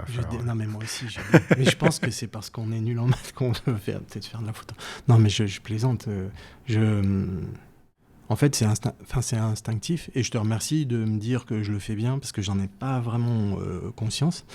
En fait... Je te dis, c'est le premier truc que j'ai vu dans tes images. Hein. Quand on m'a donné la liste de noms, c'est le premier truc que j'ai repéré dans tes images. J'ai dit, si je parle avec lui, je vais lui parler de ça. fait, souvent, est-ce que c'est parce que je fais aussi de la vidéo que j'ai travaillé, qu'on m'a amené à réfléchir ou à apprendre quelques règles qui sont de base, quoi. Après, je sais qu'il faut absolument pas dire le mot règle des tiers, c'est pourri, il faut pas. Mais quand même, il y a une image, il y a quand même un petit peu un sens de lecture. Faut voir ce que chaque chef-op au cinéma fait, comment on compose, comment sont composés les décors. Il y a un jeu de profondeur dans l'image, pas en plongée. Donc du coup, ça peut créer cette dynamique-là. Moi, je le fais instinctivement. Souvent, j'essaye de placer quand même un point fort un peu dans un tiers de l'image, quoi. Ouais. Et en composant avec ce qu'il y a autour. Et parfois aussi, pas du tout à l'inverse, je vais hyper centrer et dans l'eau, t'as pas vraiment... Sur Terre, tu peux composer plein de choses. Dans l'eau, dans le bleu. Tout à l'heure, je disais que moi, c'est un univers que j'aime bien, mais en fait, c'est très monotone. T'as pas 50 solutions. C'est un sacré exercice parce que t'as un cachalot, un dauphin qui passe, tu vas le mettre où dans ton bleu, en haut, à gauche, à droite. Et en fait, voilà, est-ce qu'il y a des raies de lumière? Est-ce que tu vois quelque chose? Est-ce que ce jour-là, l'eau, elle est... Et puis après, voilà, j'essaye de... Ouais, quand même... je crois que j'applique en fait là. Quelque part, c'est en restant simple que tu arrives sans te compliquer trop la vie. Parce qu'il faut que les gens comprennent bien un truc, quand les auditeurs qui écoutent, c'est pas quelque chose que tu peux rattraper en post-traitement. Non. C'est quelque chose que tu le fais bien au départ ou c'est mort. Ah oui, de toute façon, moi je recadre. C'est très très rare. Ouais, quelques images, elles sont un peu recadrées. Tu peux recadrer un peu, mais je veux dire, quand tu as foiré les masses dans ton image, tu as foiré les masses dans ton image. Tu peux pas te mettre 10 cm plus bas quand tu es en post-prod. C'est pas possible. À la fois, moi je fais les choses simplement, vraiment sans complexe. Si tu veux, je fais les choses comme le moment me permet de le faire, comme les choses se présentent, je compose en fonction de ça et je m'adapte. Après, je ne montre que les images qui me paraissent bien. J'en foire plein, sûrement. Forcément. Mais aussi en animalier, c'est peut-être différent, un petit peu différent de la street photographie où tu es souvent au grand angle, où il y a beaucoup de données, beaucoup d'informations. En photo animalière, y a ce côté épuré qui peut apparaître comme Vincent l'a suggéré, l'a montré, il a ouvert une voie, puis d'autres, il n'y a pas que Vincent. Parce que c'est au téléobjectif, voilà, ça écrase un petit peu la perspective, t'as moins de choses, alors tu peux aller vers des choses épurées comme le blanc, voilà, tu peux faire toute une déclinaison de photos. Vincent l'a fait, Jérémy Villet aussi très bien, Michel Doutremont, tout un tas de photographes. Et puis après, t'as la photo subaquatique et sous-marine.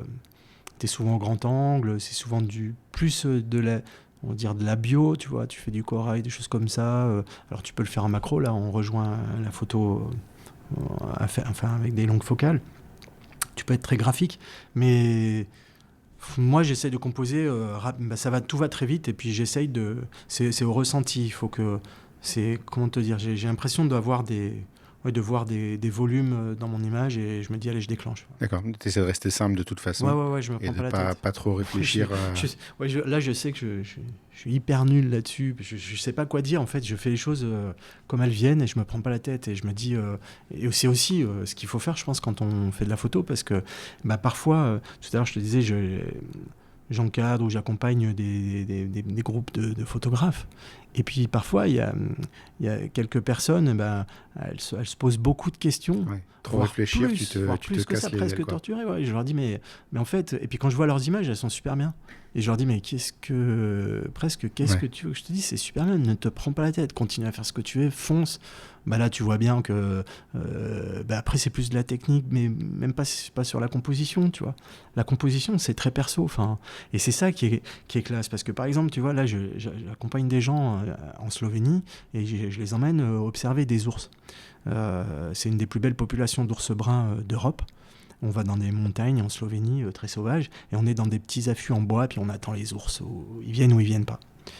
Et alors tu vas me dire, aucun intérêt, c'est de la photo d'affût. Non, c'est très intéressant, parce que déjà tu observes un animal qui est majestueux, qui est superbe, dans un environnement qui est très chouette.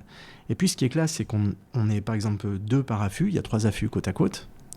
On le fait. Moi je le fais en partenariat avec Canon, j'amène du matériel, je distribue des super objectifs, du 600 mm, du 400-2.8, et du 100-300-2.8, des super jouets quoi. Des jouets, alors les gens sont comme des dingues, on distribue ça, on fait nos images, et moi tu sais ce qui m'éclate le plus, c'est au-delà du fait de sortir sans bruit de l'affût, parce qu'on n'a pas le droit de faire de bruit, tu vois, il faut pas faire de bruit, mais je vois leur tête, on a vu les ours, enfin, ça a été un grand moment, tu vois, et après arriver le soir à l'auberge, les gens ils sont super contents, moi il y a ça, mais il y a voir leurs images, mais il y a beaucoup de curiosité, mais c'est incroyable, il y a parfois 2 mètres de distance entre l'affût qui est à droite et l'image, tu te dis mais t'es sûr que c'est l'image qu'on a faite hier après-midi, mais c'est pas possible, mais moi j'ai pas vu ça. C'est fou, quoi. Ouais. C'est fou, tu vois, la touche personnelle, mais même dans les réglages. Il y en a qui me disent « Ouais, mais j'ai pas tes réglages, c'est mieux et tout. » Je dis « Moi, c'est génial, t'as sous-ex. » Et moi, en fait, je me nourris, même, je m'enrichis de ça. Ouais. Des fois, je leur pompe des trucs. Je leur dis « Mais c'est génial ce que t'as fait et tout ça. » Et ils sont tous plus forts que moi sur Lightroom. Des accidents heureux. Ouais, mais c'est génial. Mais ils sont tous plus forts que moi sur Lightroom. Hein. Ils viennent tous me dire « Ah, comment tu développes ça ?» Mais en fait, moi, je développe pas pendant des heures. Voilà, ça va très vite. Je les vois, donc la photo est bien dès le départ. Non, mais j'ai pas la prétention de dire la photo est bien. Moi, c'est ma photo, elle est comme ça. D'ailleurs, je sais même pas comment faire. Faut pas aller trop loin non plus. Elle est comme ça. Alors, le numérique nous permet justement de faire ce petit développement qu'on faisait en noir et blanc, de le faire plus facilement, d'aller vraiment très loin dans les micro-contrastes, des trucs comme ça, c'est génial. Donner un peu de netteté, bah, pas de problème. Si on trouve qu'il y en a pas assez, tout ça. Même, il y en a souvent trop maintenant avec les optiques qu'on a. Elles sont tellement parfaites, c'est incroyable. C'est le mal du siècle. Mais c'est génial. Mais moi, c'est trop. Non, mais qui peut le plus, peut le moins. Souvent, on se retrouve à rajouter du grain. Par exemple, là, en l'occurrence, j'avais un Canon R5 avec un 402.8 RF. C'est phénoménal. Enfin, je veux dire, tu vois les fichiers que ça produit, mais c'est phénoménal. Donc, voilà. Mais souvent, je leur dis aux gens que j'accompagne, je leur dis, mais arrêtez de vous prendre la tête. Enfin, c'est l'antithèse de la photo. Il faut le faire avec votre trip et c'est super bien, quoi. Et si elle est sombre, s'il y a un petit peu de... Moi, je préfère avoir une silhouette d'ours brun dans la nuit tombée, on le devine, plutôt qu'un truc qui claque plein face. Ça, tout le monde va le faire, mais cette petite part de mystère, j'adore ça, quoi. Mais parfois, elle est liée, comme tu disais, à un mauvais réglage, à une erreur, ou alors une interprétation. La personne, elle fait les choses comme ça. Moi, je dis, mais c'est génial, fais ça. Je cherche pas à faire... Ces photos, elles sont top, quoi. J'aime bien l'idée. Tu parlais tout à l'heure de la vidéo, quand je t'ai demandé justement comment tu arrivais à composer comme ça. Tu fais vidéo et photo sur les mêmes sujets, tu fais des documentaires sur les mêmes sujets que tu photographies. Est-ce que les deux se répondent ou se nourrissent l'un l'autre ? Je te pose cette question parce que je suis de plus en plus convaincu que si on n'a pas de message à partager, on produit du joli vide, du très joli vide, mais du vide quand même. Comment est-ce que... ces deux aspects et ces deux approches se complètent dans ce que tu photographies, dans ce que tu vas créer ? J'ai envie de dire que les deux univers, pour moi, se nourrissent l'un l'autre. Souvent, je vais faire un travail photographique sur un sujet et c'est aussi des repérages pour une idée de documentaire et je commence à engranger des images. C'est-à-dire en vidéo. C'est-à-dire que je fais les photos, mais parfois, quand je me mets à l'eau avec mon caisson, je le sais à l'avance. Alors mais ça, c'est valable en terrestre aussi. En plein milieu d'une session de prise de vue photo, hop, je bascule en mode vidéo. Voilà, faut changer quelques petits trucs et puis des automatismes, on va dire, pas sur l'appareil, mais soi-même, des gestes qui sont pas les mêmes, des petites habitudes qui sont plus forgées pour la vidéo et puis d'autres pour la photo. Hop, c'est plus ça finalement qui est difficile de passer en un instant, parce que lui, le boîtier, il bascule immédiatement. Ouais. On fait clic mode vidéo et c'est parti. Et c'est là tout l'intérêt de tous les boîtiers modernes. Je trouve ça génial. Et moi, souvent, voilà, le travail photo va apporter quelque chose à une réflexion sur un sujet documentaire. Voilà. Et ça me permet aussi mes livres me permettre aussi de montrer, d'expliquer ou d'aller voir des chaînes télé comme Arte ou France Télévisions ou d'autres chaînes pour leur dire voilà, je travaille là-dessus, je fais ça, j'ai tel sujet, j'ai envie de faire ça. C'est une forme de multiplateforme en fait, c'est-à-dire c'est le même thème abordé différemment. Ouais. J'aime bien l'idée. J'aime bien l'idée. Ce qu'on fait sur les réseaux sociaux, mais c'est fait intelligemment cette fois. Ouais, je sais pas, en tout cas j'essaye de le faire comme ça. Et puis pour le coup, là, le matériel a son importance, puisque avant c'était juste pas pensable. C'est-à-dire que tu voulais faire de la vidéo sous l'eau, bonjour le bazar, quoi. Fallait emmener du lourd. Là, moi, c'est la même chose. On dirait pas que ça fait à peine 10 ans qu'on peut faire ça. Hein. Eh ouais, c'est fou. T'as l'impression que ça a toujours été. Ouais. Ah, mais quand tu vois l'évolution qu'il y a eu dans le matériel, qui continue d'y avoir, et franchement c'est génial, pour ça. Mais les drones, tu vois, moi j'ai 50 piges, mais j'ai commencé, j'avais 25 ans en sortant de la fac à réaliser des docs. Quand tu voulais faire un plan aérien, mais c'était un hélicoptère. C'était un hélicoptère, fallait un plan de vol, c'était 3 000 € et tu faisais ton plan, quoi. Puis après t'avais mis dans ton doc, quand tu avais plusieurs plans avec une Cineflex ou une Westcam, une boule stabilisée dans un hélico, c'était grosse prod, t'étais riche. Maintenant on a tous un ou deux drones quand on part en tournage et on fait des images de dingue partout dans le monde tout le temps, quoi. Je me rappelle à une époque c'était DJI qui faisait des films promotionnels. Et ils avaient fait un petit film d'action pour montrer ce qu'on pouvait faire avec leur caméra. Donc, ils avaient le stabilisateur et ils avaient le drone. Et en fait, ils avaient remplacé carrément la grue, tu sais, que tu avais à l'époque sur les tournages, carrément remplacé par un drone où tu faisais des mouvements mais hyper précis. C'était incroyable de se dire qu'en fait, en aussi peu de temps, on était passé d'un truc hyper encombrant où il fallait 3 personnes pour manœuvrer le truc et on ne parle même pas de le monter et de le déplacer. Et là, tu arrivais avec ton petit drone et un opérateur. Et en 5 minutes, tu avais fait ce que tu faisais en 2 jours avant, quoi. C'est ça. Alors, un plan de grue, ça reste un plan de grue. C'est fantastique et c'est incomparable. Mais comme tu le dis, il fallait réfléchir à ton plan avant, parce que pour le faire, tu avais plusieurs heures de mise en place, 2 opérateurs, puis après, il fallait démonter. Tout ça pour ne faire que un plan. Et si tu te trompais, fallait tout redémonter, tout rebouger. Donc, tu avais intérêt à bien assurer ton coup, quoi. Voilà, c'est ça. Alors que là, ça permet une plus grande fluidité, quoi. Et évidemment, le matos, c'est la course à l'échalote, et tant mieux pour nous qui sommes photographes, et moi je suis passionné aussi. C'est une partie de mon métier, c'est de regarder les nouveautés en se demandant ce qu'elles peuvent nous apporter et comment on va les utiliser. Et là, il y a des gens qui sont super forts à ça, hein. C'est sûr. Voilà. Mais à tous les niveaux, même simplement enregistrer un podcast comme on fait aujourd'hui, ça tient dans un sac à dos, quoi. Faut quand même se dire ça. Oui. C'est qu'aujourd'hui, avec un petit sac à dos, tu peux tout à fait produire quelque chose d'un niveau très acceptable. C'est quand même assez dingue. On termine toujours la partie interview en parlant d'une photo en particulier. Cette photo, je te l'ai montrée tout à l'heure, et si tu veux bien, on la mettra dans les notes d'épisode pour que les gens voient de laquelle on parle. C'est une photo d'une lionne sur un rocher. À la différence de la plupart des photos animalières qui sont prises au téléobjectif, dans celle-là, on ressent une certaine proximité, et c'est pas par hasard, puisque je crois que tu m'as dit qu'elle est shootée au 24 mm. Et j'aimerais bien que tu nous racontes un petit peu l'histoire derrière cette image. Mais en fait, cette photo, je l'ai faite au mois de mai au Kenya, dans la réserve du Masai Mara. En fait, un matin, on cherche des animaux, et sur un secteur où, en fait, on cherche un léopard qui a été repéré la veille. On nous a dit sur ce secteur, il y a un léopard, et on l'a cherché, on ne le trouve pas. On a une période de l'année où il y a quasiment personne dans le Masai Mara, c'est la saison des pluies. Du coup, on est libre et c'est chouette. Et il n'y a pas ce qu'on peut imaginer, 10 4x4 ou 20 pour un pauvre lion. Il n'y a pas ça. Donc, ce n'est pas du tout l'environnement et le contexte de cette photo. Au contraire, on est seul. Et il y a des très grands nuages dans un ciel bleu, et la savane telle qu'on peut l'imaginer, des herbes hautes. Et puis, on s'arrête, on casse un bout de croûte avec notre chauffeur qui s'appelle Ruto, qui est génial. Et moi, je lâche pas mes jumelles, et je me dis, pendant la pause, je regarde quand même, je scrute. Et au-delà d'une butte qui nous surplombe, il me semble deviner la tête d'une lionne. Et je regarde à la jumelle, et c'est bien ça. Donc, on plie bagage et on s'approche par la piste en 4x4 avec notre chauffeur, et on découvre cette lionne qui est assise sur une termitière, dans un décor, un paysage superbe.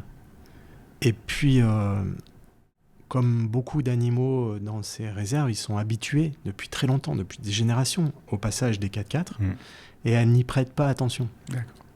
Et d'abord, on reste loin. Je fais quelques images au 400 mm. Et puis, je me dis, en fait, j'ai un gros plan, mais je me dis, ce que j'aimerais, c'est la voir dans son environnement et de plus près, au grand angle. Et je demande à Ruto si c'est possible d'approcher sans la déranger. Il me dit non, on peut y aller. Et en fait, on s'approche et elle nous ignore, mais complètement. Et puis, on va arriver à, je pense, 4 mètres d'elle, sans bruit, comme ça. Enfin, sans bruit, c'est un 4x4, mais on n'arrive pas comme des gros bœufs. Et on éteint la voiture. Et là, elle est à 4 mètres. On l'entend, on la voit respirer. Elle nous regarde, mais hop, elle tourne la tête. Elle nous ignore. Et en fait, on est resté là peut-être 25 minutes à la regarder, à l'admirer. Enfin, après, j'ai arrêté de faire des photos. Et c'était juste un moment magique. Et Ruto m'a dit, le chauffeur me dit, c'est une très vieille lionne. Elle est devenue solitaire. Elle n'a plus la force d'être dans le clan, de participer à la chasse. Et sa survie ne dépend plus que d'elle, en fait. Elle compte plus sur le clan, ouais. Et justement, sa survie, elle est menacée parce qu'elle va manger ce qu'elle va trouver et pouvoir tuer elle-même et chasser donc des petites proies. C'est une lionne en fin de vie, c'est une très belle lionne, hein. C'est la vie, enfin, c'est la nature, c'est comme ça. Et ben, j'ai assisté à ça, je fais ces photos et au grand angle. Ouais. Et en fait, tout à l'heure, avant l'enregistrement de ce podcast, tu me disais « Ouais, j'aime bien cette photo et je t'en remercie. Moi aussi, je l'aime bien pour ça parce qu'il y a cette proximité, il y a cet animal qui est majestueux. » Et en fait, j'ai regardé les photos que j'avais faites au 400-8. Alors, elles sont super bien. J'ai des détails, c'est ultra piqué, tout ça. Mais ça a moins de... Là, tu sens la proximité, en fait, et tu peux avoir le poil qui se reste sur les bras, tu sais, de te dire, il y a un lion pas loin. Tu le ressens comme ça. Il y a une autre photo avec un orque où tu es au milieu d'un banc de sardines et il est en train de les bouffer. Là, c'est une baleine à bosse. C'est une baleine à bosse, pardon. Ouais. Ok. Donc, c'est une baleine à bosse, donc probablement plus gros encore qu'un orque. Ah, oui. Et alors, on ne se rend pas compte de la dimension sur cette photo-là, mais derrière, j'ai vu dans la série une photo où il y a un plongeur à côté, où là, tu vois la taille de la bête. Et en fait, elle est en train pratiquement de te foncer dessus pour bouffer des poissons, et toi, tu es sur son chemin, et tu n'es pas loin. C'est ça. Mais en fait, c'est une baleine à bosse, donc c'est un animal immense, en fait. C'est un animal qui fait, je sais pas, plus de 30 tonnes. C'est un bus, quoi. Ouais, c'est un bus, c'est vraiment très... Mais c'est un animal imposant. Ça fait partie des plus grands animaux de notre planète. Bien sûr, il y a encore plus grand, le rorqual commun, la baleine bleue, mais ça fait partie des tout grands qui croisent dans nos océans et dans nos mers. Et là, elle n'est pas là par hasard, cette baleine. Les animaux qu'elle chasse, qu'elle essaye d'attraper, c'est pas qu'elle essaye, qu'elle attrape, ce sont des harengs. Mais ces harengs, ils ont été rassemblés en une boule compacte par des orques. Les orques ont fait tout le boulot, en fait. Elles chassent, elles compactent une boule de hareng, puis elles viennent pour la manger. Et les baleines attendent tapis dans la pénombre de ce fjord là, qui est, je le rappelle, comme on en parlait tout à l'heure, on est tout au nord de la Norvège, on est 400 km au nord du cercle polaire arctique, tu vois, ce sont des eaux sombres, il fait froid. Et donc, dans cet univers-là, cette baleine, elle, sa stratégie, parce qu'elle est en compétition alimentaire avec les orques, c'est de se planquer, d'arriver à pleine vitesse. Bosser, et puis, elle les laisse bien bosser quand la boule, elle sent... Parce que voilà, on parlait de perception. Eux, leur perception, elle est incroyable. Dans cet univers que nous, on ne maîtrise pas du tout, elle sait que c'est le bon moment. Elle va attendre que les orques, elles aient formé la boule de hareng et elle va arriver pleine vitesse. Elle va engloutir en une seconde. Ça veut dire que tu ne l'as pas vu t'arriver dessus, littéralement. Eh ben, non. Mais ça, c'est un comportement que je voulais photographier parce qu'on le connaissait depuis quelques années. D'ailleurs, elle s'adapte. Ce qui est intéressant pour moi en Norvège, c'est ça. C'est la compétition interespèces. Alors, il y a les orques, mais il y a ce qui se passe. Pendant quelques mois, il y a un fjord en Norvège, un seul endroit. Un fjord, c'est une avancée de mer à l'intérieur des terres. Donc il faut un bras de mer bordé de montagnes. C'est superbe. Tous les harengs de la mer de Nord-Norvège, Nord-Atlantique vont se réunir. Et là, on parle de milliards de poissons. Ils se réunissent au large il se dirige vers les côtes et il rentre dans un seul fjord. C'est comme s'il rentrait dans un immense lac. Donc il y a des milliards de harengs qui viennent là hiverner avant la période de reproduction. Cette manne incroyable de bouffe, elle attire évidemment les grands prédateurs. Et il y a quelques années, les baleines se sont aperçues que les orques chassaient là, elles se sont adaptées et elles se sont dit comment je peux faire pour chipper la boule de hareng. Alors elles s'adaptent. Chaque année, ça change. Et c'est cette compétition interespèces qui est fascinante. On est là sur un des phénomènes naturels sauvages les plus impressionnants qui soient, comme le sardine run en Afrique du Sud. C'est absolument incroyable. Et du coup, ces baleines, moi je savais qu'elles faisaient ça, et ce que je savais, c'est qu'il ne faut pas être au-dessus de la boule de hareng. Quand elle est dans mes palmes, j'aime pas parce que c'est une boule compacte. Les harengs viennent se réfugier contre toi. Si tu ne vois même pas tes palmes, c'est-à-dire que tu es noyé t'es englouti par cette boule de hareng, tu flottes en surface. Et si t'es au milieu, tu te fais bouffer au passage. Voilà, et si la baleine elle arrive de dessous, tu finis. C'est pas ce qu'il faut faire. Et donc du coup, moi je recule, mais la boule de hareng, elle vient se réfugier sous moi. Et puis là, il y a les orques. Donc les orques, elles chassent à 1 mètre, 2 mètres, 3 mètres de moi. Tant qu'il y a les orques, ça va. Puis à un moment donné, les orques disparaissent parce qu'elles savent que la baleine, elle va arriver. Et là, je me dis, ça va arriver. Et j'ai à peine le temps de reculer et je vois un éclair blanc. C'est les pectorales, elles sont blanches là. Et un côté des pectorales est blanche. Et cette baleine, elle arrive. Et là, je me dis, ça va aller très vite. Et je vois l'écart de ses pectorales. Elle arrive en nageant à fond. Elle ouvre la gueule. Alors, la gueule, voilà, ça engloutit. C'est vraiment très, très grand, quoi. Et je suis au 15 mm.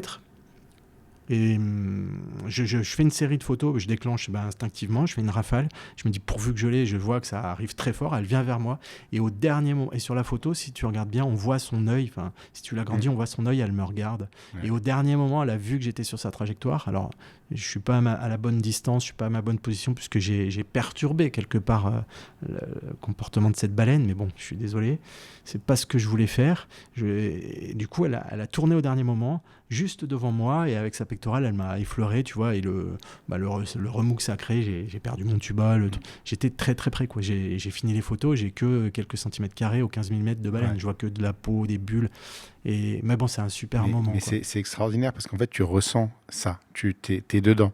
Et je pense que c'est aussi une des forces de tes photos, c'est qu'on n'est pas loin du sujet, on est dedans, en tout cas ces deux-là, on est vraiment dedans et on ressent le frisson qu'on pourrait avoir à être à cet endroit-là dans la vraie vie. Je pense que ça doit être, toi tu as dû le ressentir aussi, une espèce d'excitation et de fébrilité. Et puis mon copain qui était sur le bateau, il a bien vu aussi, il était terrorisé, parce que c'est super fort, mais moi c'est pas ce qu'il faut faire et je suis pas du tout courageux, donc ça m'a juste appris encore à mieux connaître ce qui se passe dans ces moments-là, qu'il faut un petit peu plus reculer, et j'ai pas fait exprès. Mais ce que tu dis, et je suis content que ça te plaise, mais c'est probablement lié à la photo sous-marine. Tu l'as fait au grand angle, donc c'est un peu comme les photos mécaniquement t'es proche, t'es proche, t'es proche. Et moi j'ai biberonné à ça, à regarder des photos reporters pendant la guerre du Liban quand j'étais gosse, ou les grands photoreporters des agences comme Magnum ou SIPA, voilà, je trouvais ça leur travail génial, quoi. Au grand angle, c'est super fort, être proche de ta... Et voilà, là c'est sûr que sous l'eau, forcément, mécaniquement, c'est de l'optique. Tu dois être très proche de ton sujet parce que sur Terre, on a de la chance. Si je regarde dehors, je vois un bâtiment à 700 mètres, je le vois très bien. Je pourrais discerner quelqu'un sur le balcon. Sous l'eau, un animal, s'il est à 10 mètres de moi, selon la visibilité qu'il y a, je ne le vois pas. Ce que les gens ne voient pas, c'est qu'en fait, l'eau est opaque et que tu ne vois pas très loin. Il faut s'approcher très près, voilà. Ok, mais en tout cas, elles sont hyper puissantes et moi je les ai vraiment ressenties comme ça. Merci. On arrive à la conclusion de l'épisode. Si je te demande quel est le pire moment de ta carrière? Alors là, c'est comme la question quel bouquin tu offrirais, tout ça. Le pire moment, en fait, y a le pire moment, tu m'as dit. Ouais. Il y en a plein en fait, et plein de différents pour différentes raisons. Ça peut aller tout simplement, j'ai pas d'anecdote où je te dis voilà c'est celui-ci. Oui, bien sûr, parfois on travaille en équipe et il y a des gens qui se sont blessés ou j'ai eu très peur pour des collègues ou même pour moi parce que voilà, parfois j'ai eu des accidents en plongée notamment, tu vois. Donc là, tu penses à ta femme, tes enfants et tu dis voilà, ça allait trop loin. Ça, c'est pas les meilleurs moments. Mais souvent, les pires moments, c'est que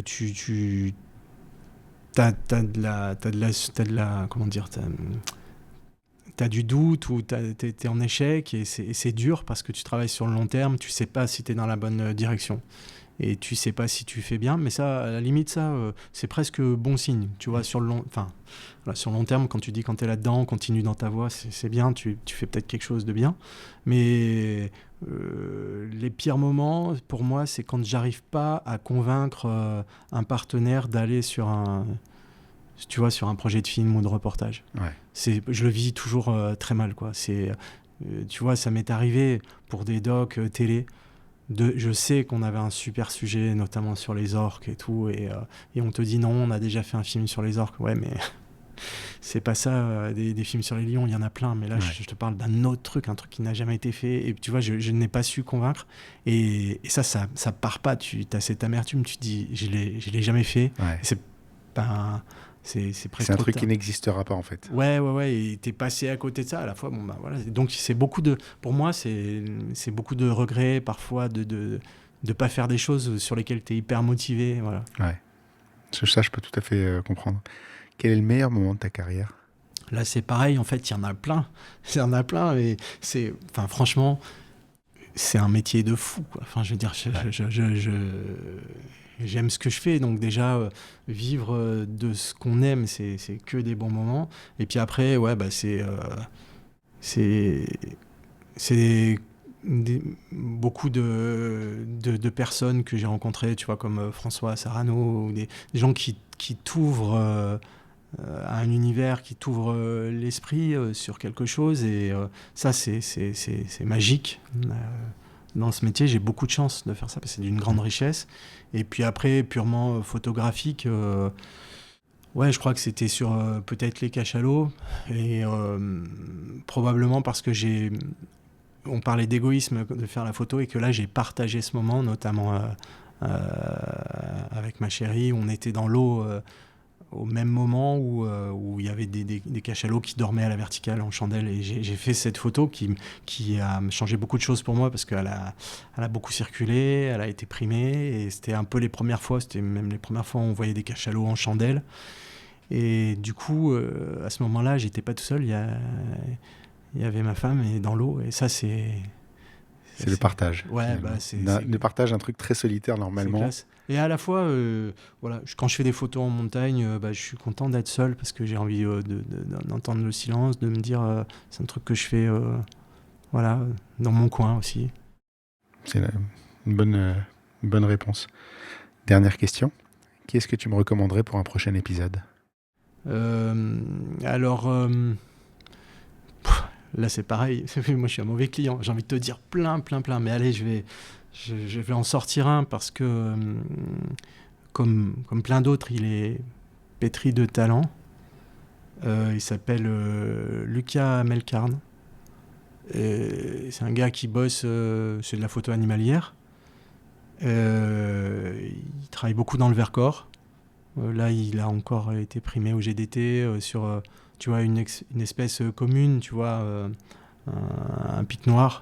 Et lui, il sort une photo de pic noir qui est juste magnifique. Mais comme tout ce qu'il fait, voilà. Donc Lucas, ouais, et puis j'aime sa démarche, justement. C'est pas quelqu'un qui va à l'autre bout de la planète. Il fait des images chez lui, dans son Vercors, et c'est juste superbe. Voilà. C'est une bonne façon de conclure cet épisode. Puisqu'on parle du coin de la rue, je rappelle que l'expo Canon World and Scene est à Paris, à la Grande Halle de la Villette, du 14 au 19 novembre, donc la semaine où cet épisode va sortir. Allez-y, je ne m'interdis pas d'y aller avec des auditeurs, donc envoyez-moi un petit message si ça vous intéresse, et puis on pourra en parler, s'organiser ça. Merci beaucoup Stéphane. C'est moi qui te remercie. C'était super de parler avec toi. Merci à Canon de nous avoir reçus, et puis du coup, nous on se voit au vernissage. Allez, c'est parti. À très bientôt. Salut. Salut.